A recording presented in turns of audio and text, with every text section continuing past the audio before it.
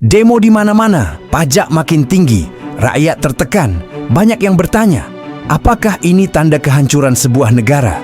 Bahkan, apakah ini tanda-tanda kiamat? Mari kita gali, bukan dengan emosi, tapi dengan sumber sejarah, kajian, dan juga hadis-hadis Rasulullah Sallallahu Alaihi Wasallam.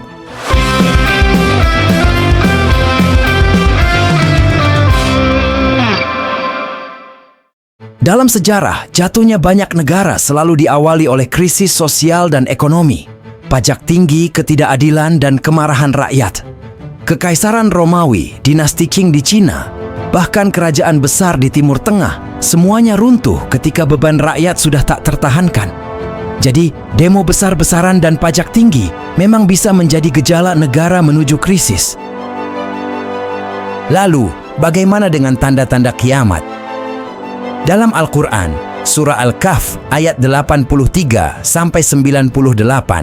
Allah menceritakan tentang fitnah besar yang akan muncul menjelang akhir zaman.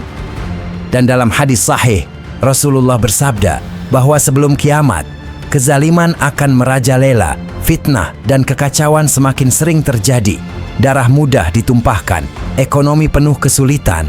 Namun, tidak ada hadis yang secara spesifik menyebut pajak tinggi sebagai tanda kiamat. Pajak yang mencekik bisa dianggap bentuk kezaliman ekonomi yang termasuk dalam tanda kecil, tapi bukan bukti langsung bahwa kiamat sudah dekat. Ingat, hanya Allah yang tahu kapan itu akan terjadi. Para ahli politik melihat demo dan pajak tinggi bukan sebagai akhir dunia, tapi sebagai sinyal bahwa sistem sebuah negara sedang rapuh.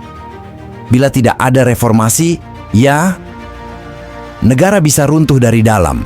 Tapi kalau diperbaiki, negara bisa bangkit lebih kuat. Jadi, jangan buru-buru mengaitkan semua gejolak dengan kiamat, tapi jadikan itu alarm untuk memperbaiki diri dan bangsa. Kesimpulannya, demo dan pajak tinggi memang bisa jadi tanda krisis negara, dan dalam kacamata Islam, itu bisa dianggap bagian dari tanda kecil kiamat. Tapi, bukan berarti setiap kerusuhan adalah akhir dunia. Yang penting bagi kita adalah bersiap dengan memperbaiki diri, menegakkan keadilan, dan memperbanyak amal. Karena kiamat, itu pasti akan datang. Hanya waktunya, Allah yang Maha Tahu.